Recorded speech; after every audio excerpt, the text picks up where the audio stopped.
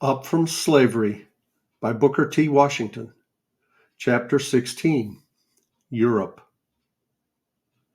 In 1893, I was married to Miss Margaret James Murray, a native of Mississippi and a graduate of Fisk University in Nashville, Tennessee, who had come to Tuskegee as a teacher several years before, and at the time we were married was filling the position of lady principal.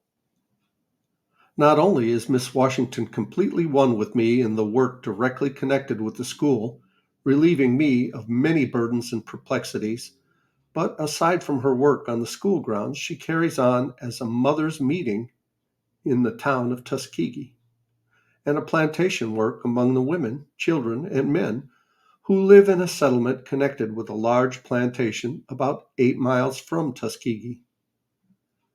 Both the mothers' meeting and the plantation work are carried on not only with a view of helping those who are directly reached, but also for the purpose of furnishing object lessons in these two kinds of work that may be followed by our students when they go out into the world for their own life work.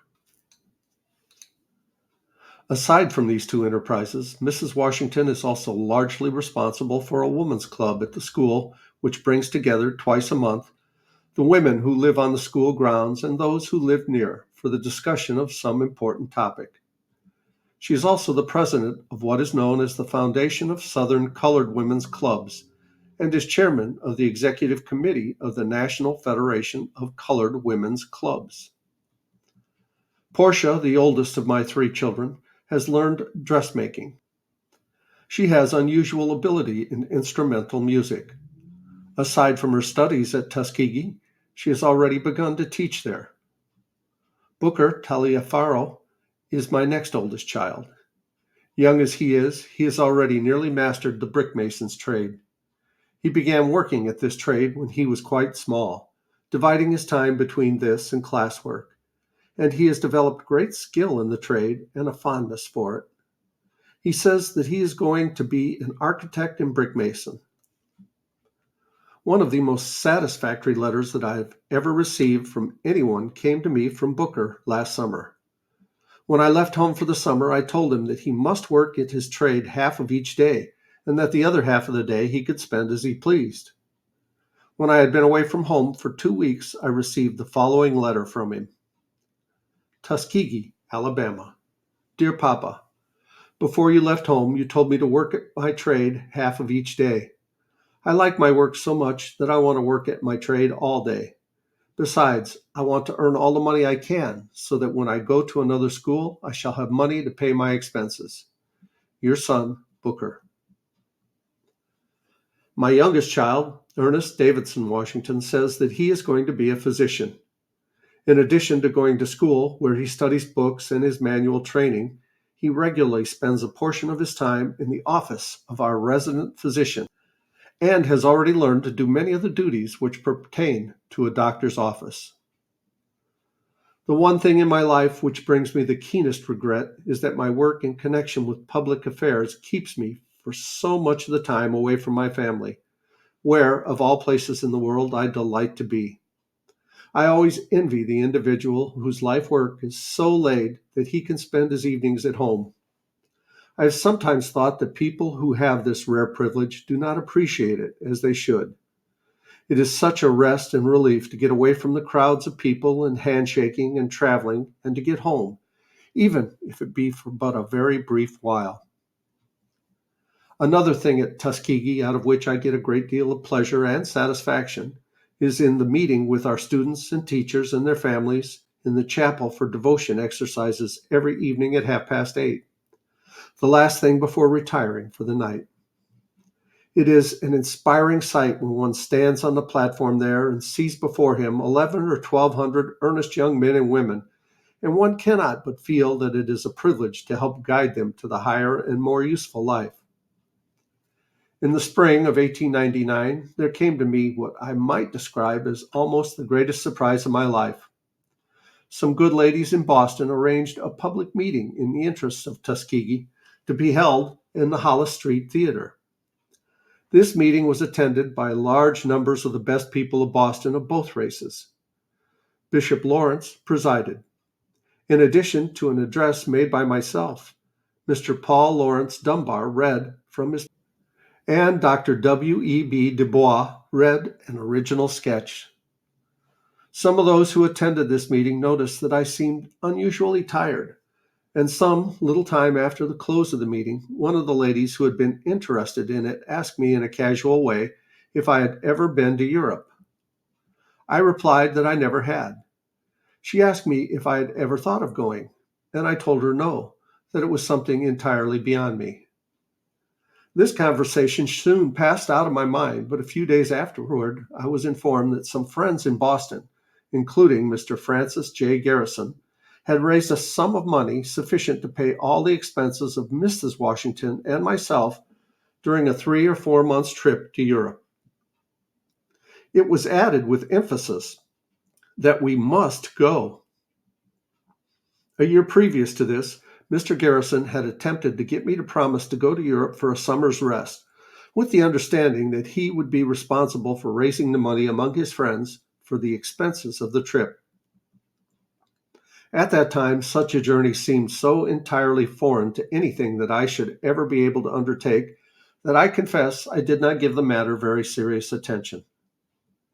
But later, Mr. Garrison joined his efforts to those of the ladies whom I have mentioned, and when their plans were made known to me, Mr. Garrison not only had the route mapped out, but had, I believe, selected the steamer upon which we were to sail. The whole thing was so sudden and so unexpected that I was completely taken off my feet. I had been at work steadily for 18 years in connection with Tuskegee, and I had never thought of anything else but ending my life in that way.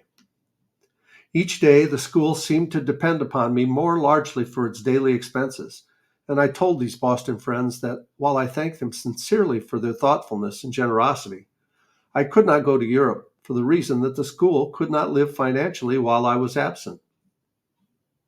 Then they informed me that Mr. Henry L. Higginson and some other good friends, whom I know do not want their names made public, were then raising a sum of money which would be sufficient to keep the school in operation while I was away. At this point, I was compelled to surrender. Every avenue of escape had been closed. Deep down in my heart, the whole thing seemed more like a dream than like reality, and for a long time it was difficult for me to make myself believe that I was actually going to Europe. I had been born and largely reared in the lowest depths of slavery, ignorance, and poverty.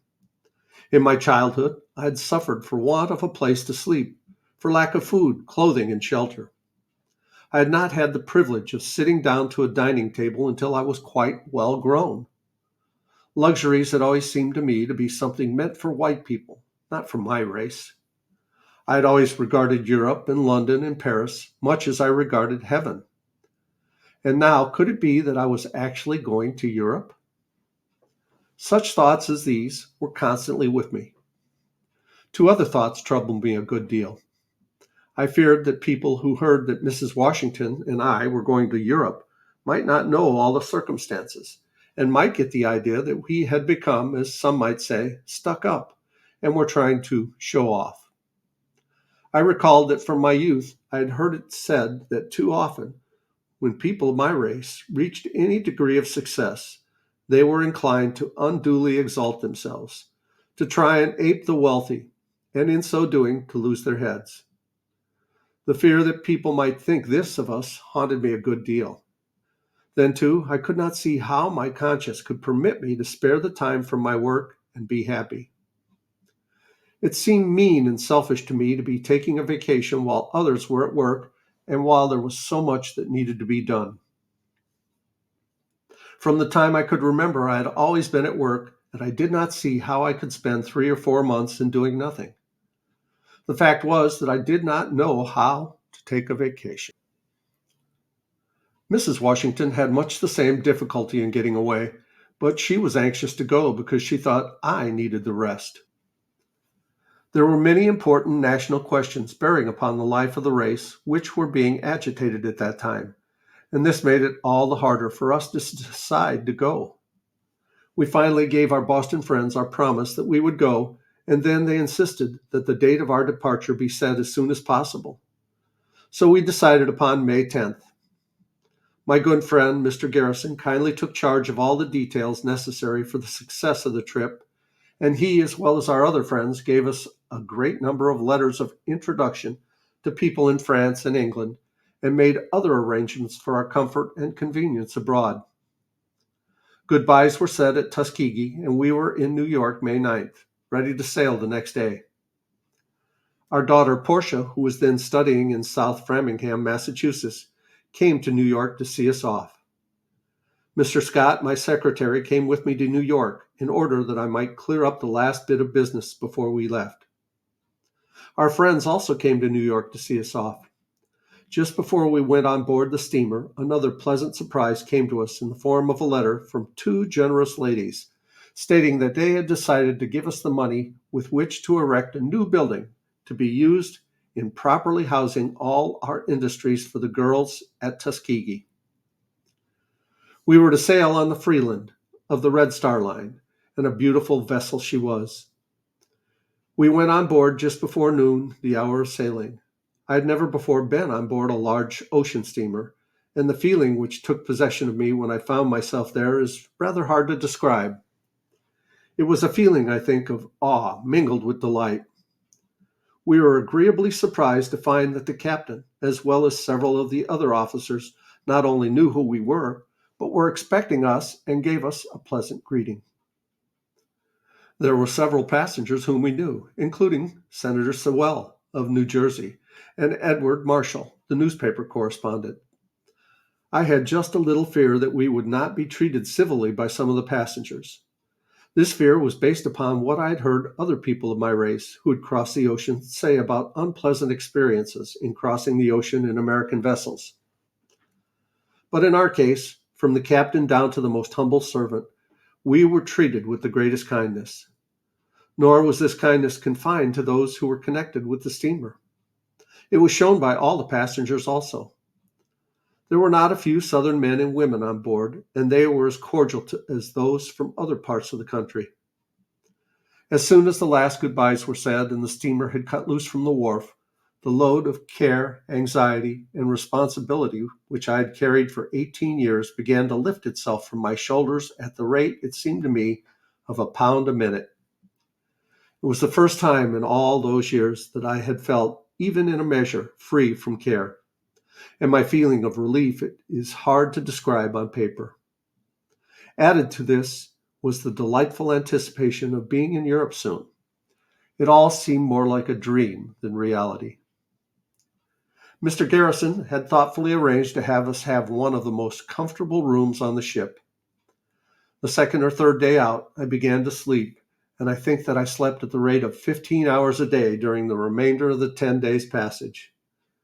Then it was that I began to understand how tired I really was. These long sleeps I kept up for a month after we landed on the other side. It was such an unusual feel to wake up in the morning and realize that I had no engagements, did not have to take a train at a certain hour, did not have an appointment to meet someone or to make an address at a certain hour. How different all this was from some of the experiences I had been through when traveling, when I have sometimes slept in 3 different beds in a single night. When Sunday came, the captain invited me to conduct the religious services, but not being a minister, I declined.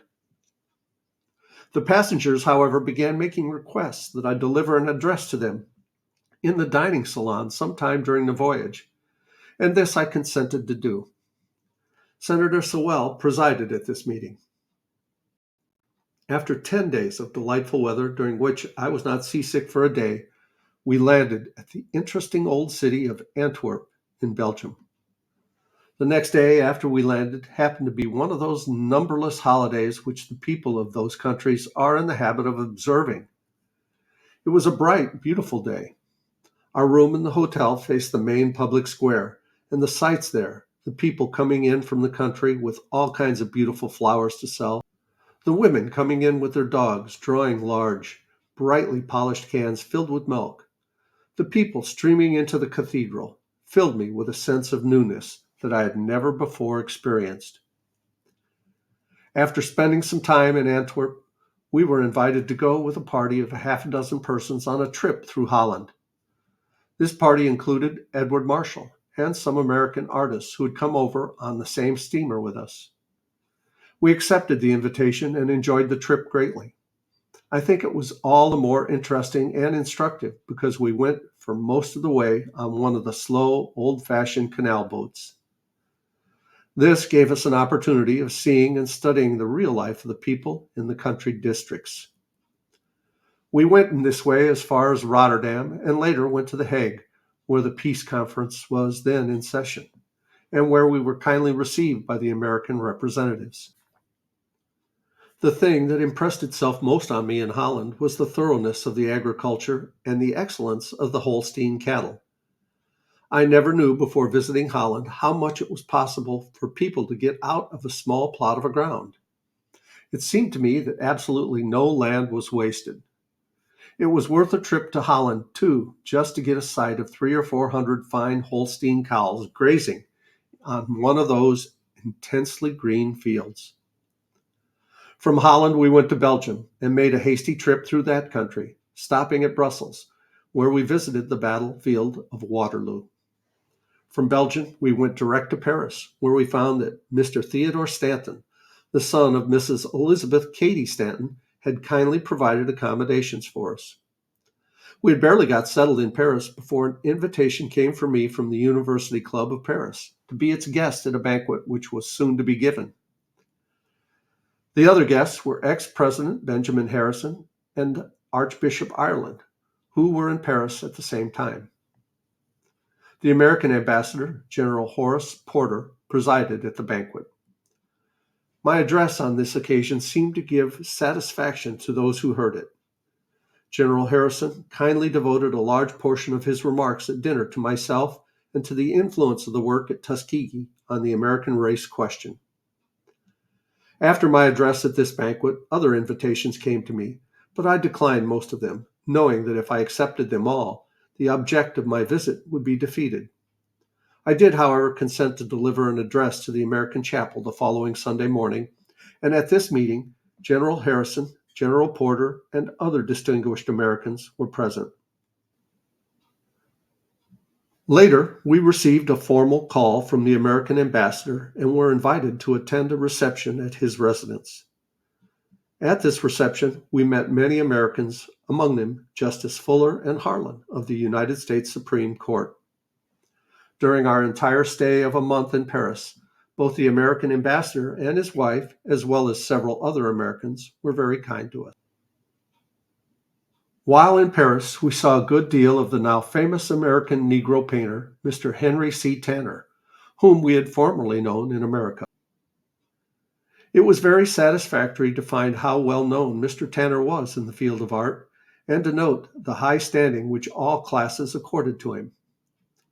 When we told some Americans that we were going to the Luxembourg Palace to see a painting by an American Negro, it was hard to convince them that a Negro had been thus honored.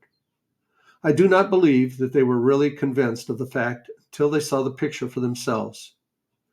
My acquaintance with Mr. Tanner reinforced in my mind the truth that I am constantly trying to impress upon our students at Tuskegee and on our people throughout the country as far as I can reach them with my voice. That any man, regardless of color, will be recognized and rewarded just in proportion as he learns to do something well, learns to do it better than someone else, however humble the thing may be. As I have said, I believe that my race will succeed in proportion as it learns to do common things in an uncommon manner, learns to do a thing so thoroughly that no one can improve upon what it has done, learns to make its services of indispensable value. This was the spirit that inspired me in my first effort at Hampton when I was given the opportunity to sweep and dust the schoolroom. In a degree, I felt that my whole future life depended upon the thoroughness with which I cleaned that room, and I was determined to do it so well that no one could find any fault with the job. Few people ever stopped, I found, when looking at his pictures, to inquire whether Mr. Tanner was a Negro painter, a French painter, or a German painter. They simply knew that he was able to produce something which the world wanted, a great painting, and the matter of his color did not enter into their minds. When a Negro girl learns to cook, to wash dishes, to sew, to write a book, or a Negro boy learns to groom horses, or to grow sweet potatoes, or to produce butter, or build a house, or to be able to practice medicine as well or better than someone else, they will be rewarded regardless of race or color. In the long run, the world is going to have the best, and any difference in race, religion, or previous history will not long keep the world from what it wants. I think that the whole future of my race hinges on the questions of whether or not it can make itself of such indispensable value that the people in the town and the state where we reside will feel that our presence is necessary to the happiness and well-being of the community. And we'll pause here and continue with part 2 of this chapter in the next video. Thanks so much for watching. Please reach down, click like, subscribe to the channel if you haven't already, and leave a comment down below. I'd love to hear from you guys. I love you. As Tigger says, ta-ta for now.